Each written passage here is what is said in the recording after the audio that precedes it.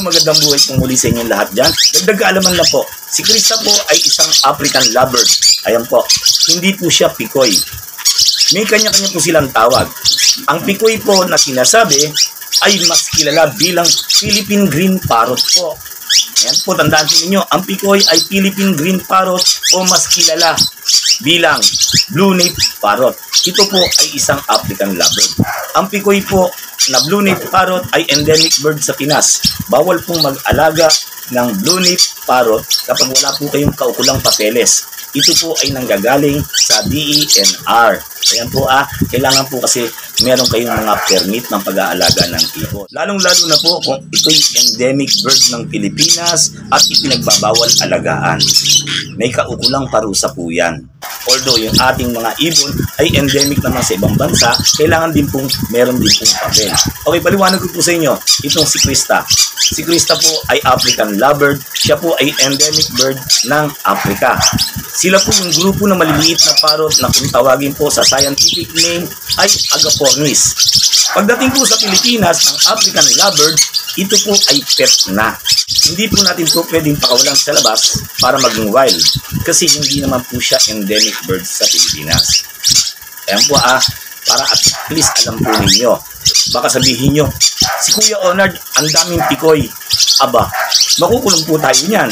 Wala po akong pikoy na alaga. Yung tinatawag ko naman pong pikoy, ito po para maliwanagan po ninyo. Bakit ko po binabanggit yung pikoy?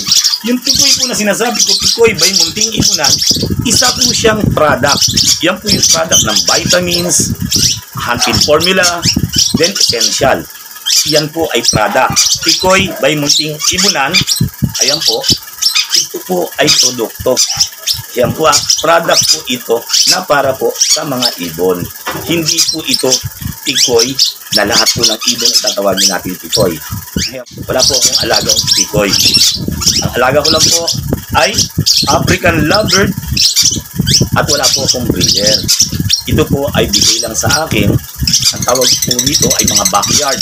Ano naman po sa mga medium birds natin?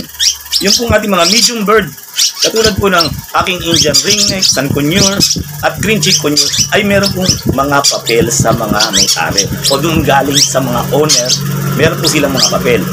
Pero, yan po ay kaya natin ikuha ng deed of donation. Ang problema lang po natin dito, hindi po ako kukuha ng deed of donation kasi ibabalik ko din po yan sa may-ari. After po kasi niyan na magkaedad, kailangan sila magkaroon ng pares. So, ibabalik ko po yan sa may-ari para magkaroon ng pares at makahingi na lang tayo ng another na inakay. Sa ngayon po ay inaasikaso po natin yung mga papeles niyan. Yun nga po, yung deed of donation. Kaya sa mga nagsasabi po na ang alaga na ganitong pikoy, hindi po ito pikoy.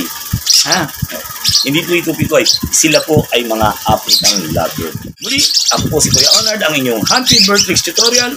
Magandang buhay po.